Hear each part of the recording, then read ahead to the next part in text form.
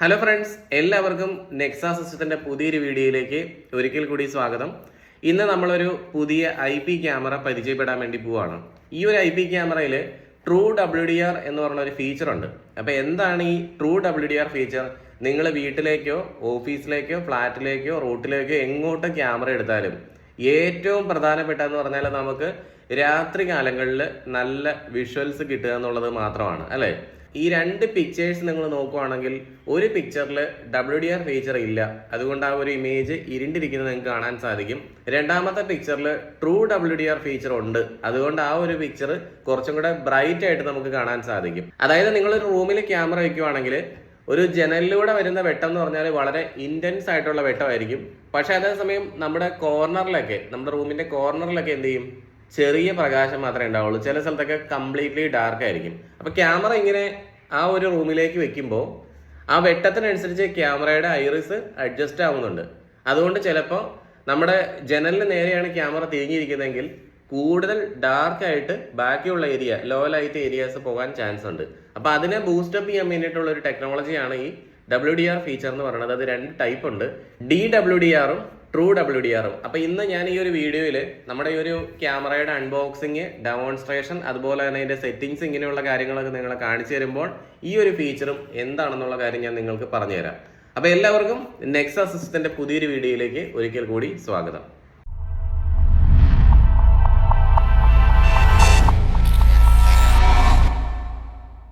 ഇന്ന് നമ്മൾ പരിചയപ്പെടാൻ വേണ്ടി പോണ ഈ ഒരു ക്യാമറ DS2CD3043 G2IU എന്ന് പറയുന്ന 4mm ലെൻസ് വരുന്ന ഒരു ക്യാമറയാണ്. 4mm ലെൻസ് പറയുമ്പോൾ ആവറേജ് 87 ഡിഗ്രി വൈഡർ ആയിരിക്കും. നമുക്കൊരു 7-8 മീറ്ററോളം ദൂരം നിൽക്കുന്ന ആളുകളെ ഐഡന്റിഫൈ ചെയ്യാനും 15 മീറ്ററോളം ദൂരം നിൽക്കുന്ന ആളുകളെ റെക്കഗ്നൈസ് ചെയ്യാനും സാധിക്കുന്ന നല്ല ക്വാളിറ്റിയുള്ള റിയലി 4MB ക്യാമറ തന്നെയാണ്. കാരണം റിയലി 4MB എന്ന് ഞാൻ പറയാൻ കാരണം മിക്ക ക്യാമറകളും 4MB എന്ന് എഴുതിയാലും അത് 4MB ആയിട്ട് കണ്ടിട്ടില്ല. പക്ഷെ ഇത് പിക്സൽ റേറ്റിംഗിൽ 4 മെഗാപിക്സൽ തന്നെയാണ്. മാത്രമല്ല ഇതൊരു അക്യൂസൻസ് ഫീച്ചറുള്ള ക്യാമറയാണ്. അതുകൊണ്ട് ക്യാമറയുടെ മുമ്പിലൂടെ പോകുന്ന വസ്തുക്കളെയൊക്കെ ക്യാമറ തിരിച്ചറിയും. അതിൽ ഹ്യൂമൻ വെഹിക്കിൾ എന്ന് പറഞ്ഞ് കറക്റ്റ് ആയിട്ട് ക്ലാസിഫൈ ചെയ്യാനും സാധിക്കും. നമുക്ക് അതിനനുസരിച്ച് നോട്ടിഫിക്കേഷനും ഈ ഒരു ക്യാമറയ്ക്ക് തരാൻ സാധിക്കും.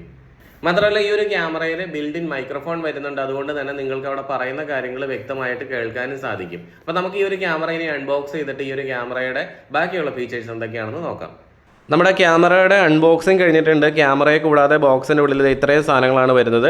ഒരു align key set, drilling template, screw set, അതുപോലെ വാട്ടർ പ്രൂഫ് ടേപ്പ്, പിന്നെ വെതർ പ്രൂഫ് ഗ്ലാൻഡും ഈ ഒരു ബോക്സിൻ്റെ ഒപ്പം വരുന്നുണ്ട് കേട്ടോ. അപ്പോൾ ഇനി നമുക്ക് ക്യാമറ ഒന്ന് പരിചയപ്പെടാം. അപ്പോൾ ഇതാണ് നമ്മുടെ ക്യാമറ വരുന്നത്.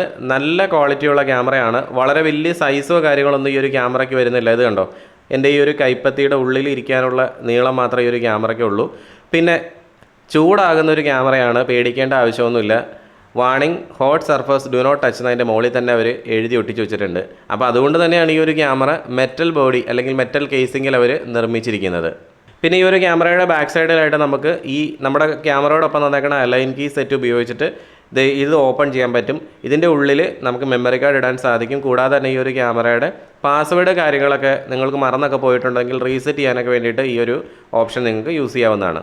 ഇനി നമ്മുടെ വീഡിയോയുടെ തുടക്കത്തിൽ ഞാൻ നിങ്ങളോട് പറഞ്ഞ DWDR, TrueWDR എന്താണെന്നുള്ള കാര്യം നോക്കാം. നിങ്ങൾ HDR എന്ന് പറഞ്ഞ ഒരു ടെക്നോളജിയെ പറ്റി കേട്ടിട്ടുണ്ടാവും. നിങ്ങളുടെ മൊബൈൽ ഫോണിലൊക്കെ ഫോട്ടോ എടുക്കുമ്പോഴത്തേക്കും ഒന്നും കൂടെ നല്ല ബ്രൈറ്റ് ആയിട്ടൊക്കെ നല്ല വൈബ്രന്റ് ആയിട്ടുള്ള പിക്ചേഴ്സ് കിട്ടാൻ വേണ്ടിയിട്ട് സഹായിക്കുന്ന ഒരു ഫീച്ചറാണ് HDR എന്ന് പറയുന്നത്. അതേപോലെ തന്നെയുള്ളൊരു സോഫ്റ്റ്വെയർ ബേസ്ഡ് ഫീച്ചറാണ് DWDR എന്ന് പറഞ്ഞാൽ. പക്ഷെ ഈ ഒരു ക്യാമറയിലുള്ളത് TrueWDR ഫീച്ചറാണ്. അതായത് ഇതൊരു ഹാർഡ്വെയർ ഫീച്ചറാണ്, മറ്റേപോലെ സോഫ്റ്റ്വെയർ ഫീച്ചർ അല്ല. അപ്പോൾ TrueWDR ഫീച്ചറിൽ ക്യാമറ അതിന്റെ ഷട്ടർ സ്പീഡ് മാനേജ് ചെയ്തുകൊണ്ടാണ് നല്ലൊരു ബ്രൈറ്റ് ആയിട്ടുള്ള ഇമേജ്, ഡാർക്കും അതുപോലെ തന്നെ ഹൈ ഇന്റൻസ് ലൈറ്റ് ഒക്കെ ഉള്ള രീതിയിൽ ഈ ഒരു ക്യാമറ വെക്കുമ്പോൾ അത് മാനേജ് ചെയ്യുന്നത്. അപ്പോൾ ഈ ഒരു ക്യാമറ രണ്ട് രീതിയിൽ ഇമേജ് എടുക്കും. ഡാർക്ക് ആയിട്ടുള്ള ഒരു ഇമേജും എടുക്കും, അതുപോലെ തന്നെ നല്ല വൈബ്രന്റ് ആയിട്ട് ലൈറ്റ് ഉള്ള ഒരു ഇമേജും എടുത്തിട്ട് ക്യാമറ ആ രണ്ട് ഇമേജിനെ കമ്പാരിസൺ ചെയ്തതുകൊണ്ട് മൂന്നാമതൊരു ഇമേജ് ബിൽഡ് ചെയ്യും. പക്ഷെ അതേസമയം സോഫ്റ്റ്വെയർ ഫീച്ചർ ആയിട്ടുള്ള DWDR ഉള്ള ക്യാമറകൾക്ക് ആകെ ഒരൊറ്റ ഇമേജ് മാത്രമേ എടുക്കാൻ സാധിക്കുകയുള്ളൂ. എന്നിട്ട് ആ ഒരു ഇമേജിനെ ഒന്ന് ബ്രൈറ്റ് ആക്കി മാറ്റുകയാണ് ചെയ്യുന്നത്. അപ്പോൾ ഈ ഒരു ക്യാമറയിൽ ആ ഒരു ഫീച്ചർ അല്ല വർക്ക് ആവുന്നത്. അതുകൊണ്ട് തന്നെ കുറെ കൂടെ നല്ലൊരു പെർഫോമൻസ് ഈ ഒരു ക്യാമറയ്ക്ക് നമുക്ക് തരാൻ സാധിക്കും എന്നുള്ളതാണ്.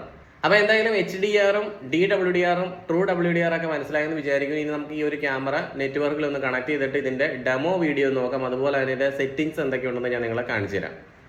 നമ്മൾ സാധാരണ സിനിമയൊക്കെ കാണാൻ വേണ്ടി ഉപയോഗിക്കുന്ന VLC മീഡിയ പ്ലെയറിൽ പോലും നമുക്ക് ഈ ഒരു ക്യാമറയെ റിയൽ ടൈം സ്ട്രീം ചെയ്ത് കാണാൻ സാധിക്കും. ഇത് കണ്ടോ, ഞാനിപ്പോൾ നിങ്ങളെ കാണിച്ചു തരുന്നത് VLC മീഡിയ പ്ലെയറിൽ ഈ ഒരു ക്യാമറ സ്ട്രീം ചെയ്യുന്നതാണ്. ഇപ്പോൾ വരും, ജസ്റ്റ് വെയിറ്റ് ചെയ്യാം. ഓക്കെ, ദേ വന്നിട്ടുണ്ട് കണ്ടോ. ഇപ്പോൾ VLC മീഡിയ പ്ലെയറിലാണ് ഇപ്പോൾ ഈ ഒരു ക്യാമറ സ്ട്രീം ചെയ്യുന്നത്. ഇതേപോലെ തന്നെ ബ്രൗസറിലും, അതായത് Google Chrome, Mozilla Firefox, internet explorer, ഇങ്ങനെയുള്ള ഏത് ബ്രൗസറിൽ വേണമെങ്കിലും നമുക്ക് ഈ ഒരു ക്യാമറയെ സ്ട്രീം ചെയ്യാൻ സാധിക്കും. അതുപോലെ തന്നെ നമുക്ക് ഈ ഒരു കമ്പനി നമുക്ക് പ്രൊവൈഡ് ചെയ്തിരിക്കുന്ന സ്ട്രീമിംഗ് സോഫ്റ്റ്വെയറിലൂടെയോ അല്ലെങ്കിൽ IVMS 4200 എന്ന് പറഞ്ഞ VMS സോഫ്റ്റ്വെയറിലൂടെ ഒക്കെ നമുക്ക് ഈ ഒരു ക്യാമറയെ കാണാൻ സാധിക്കും. ഇത് കണ്ടോ, ഇപ്പോൾ ഈ ഒരു ക്യാമറയുടെ വിഷ്വൽസ് എന്ന് പറഞ്ഞാൽ രാവിലെ ഒരു 6:50 വെളുപ്പിനുള്ള വിഷ്വൽസ് ആണ്. നല്ല മഴയൊക്കെ പെയ്തിട്ടിരിക്കുന്ന ഒരു സമയം തന്നെയാണ്. ഇപ്പോൾ അടുത്ത മഴയ്ക്കുള്ള കാറ്റൊക്കെ വീശി തുടങ്ങിയിട്ടുണ്ട്. എന്നാലും നല്ല ക്ലിയർ ആയിട്ടുള്ള ഒരു വിഷ്വൽസ് ആണ് നമ്മൾ കാണുന്നത്. ഇനി ഞാനൊരു വൈകിട്ട് ഒരു 6:45 ആകുമ്പോഴുള്ള വിഷ്വൽസും അതുപോലെ രാത്രിയിൽ ഒരു 8 മണിയൊക്കെ ആകുമ്പോഴുള്ള വിഷ്വൽസും നിങ്ങളെ കാണിച്ചു തരാം. അപ്പോൾ എങ്ങനെയാണ് ആ ഒരു ടൈമിൽ ഈ ഒരു ക്യാമറ പെർഫോം ചെയ്യണം എന്നുള്ള കാര്യം നോക്കാം. ഇത് ഒരു കളർ നൈറ്റ് വിഷൻ തരുന്ന ക്യാമറയൊന്നും അല്ല കേട്ടോ. ഡേ ടൈം മാത്രമേ കളർ ഉണ്ടാവുള്ളൂ. രാത്രിയിൽ ഇൻഫ്രാറെഡ് നൈറ്റ് വിഷൻ ആയിരിക്കും ഈ ഒരു ക്യാമറ നമുക്ക് തരുന്നത്.